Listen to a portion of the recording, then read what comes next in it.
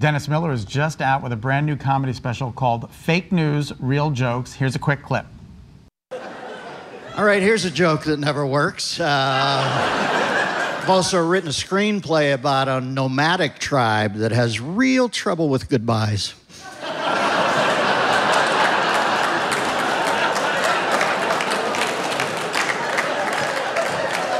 Can't we stay then? I just made varsity. We got to go.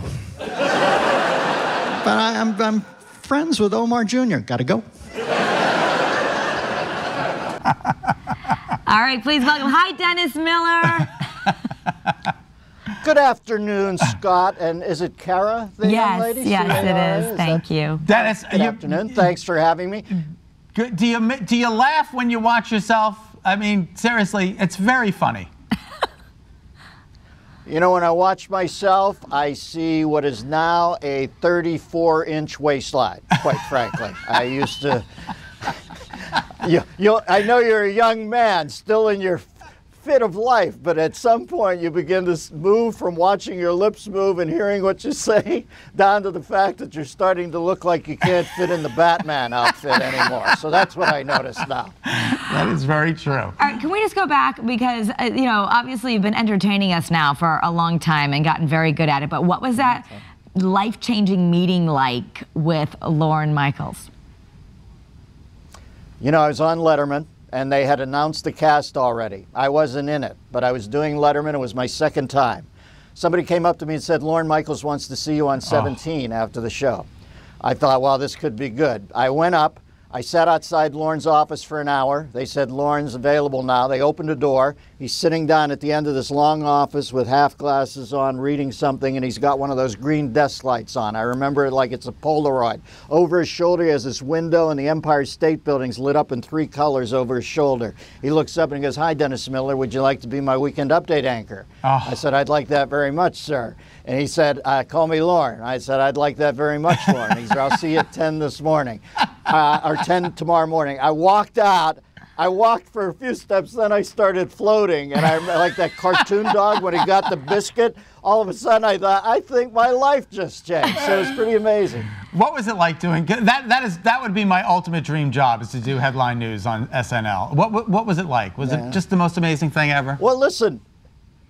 It was a blast. I remember the first time I did it. The show didn't come out of the block strong, but I did a pretty decent newscast, and I handled myself with some degree of aplomb when a couple jokes went bad, and that's the key to that job, is you got to handle the down ones with some panache. I came off, it was still dark, all those TV lights are on you, I wasn't used to any of it. I stepped off stage and there was a hug, and I hear that familiar voice I've known all those years of Chevy Chase, and he said, welcome, the job's yours now.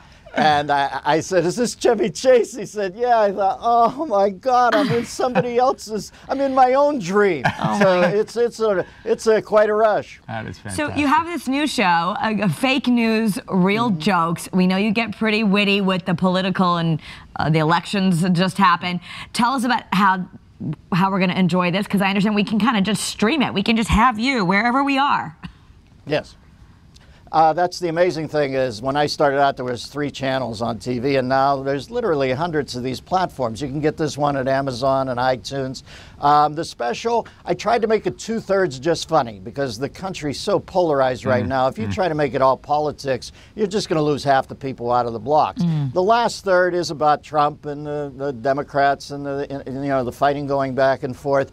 But I would tell people, you know, you don't have to tune in and go, and you tune in, and I think you'll get a lot of laughs off it. I just think your whole history is just so incredible, and the skill set that you have to be a comedian. How do you know what's funny, what's not funny, and again, how do you deal with an audience that doesn't always appreciate the humor?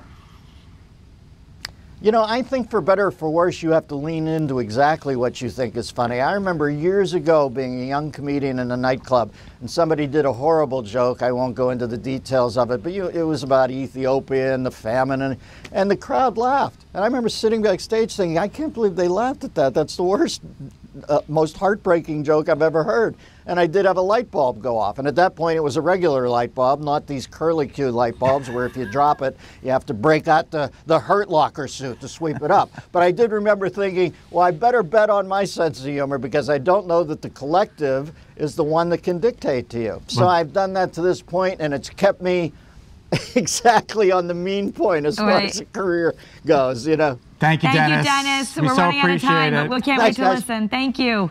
All right. What a funny man. Again, Dennis Miller's comedy special, Fake News, Real Jokes, is now available for streaming on Amazon, iTunes, and Google Play.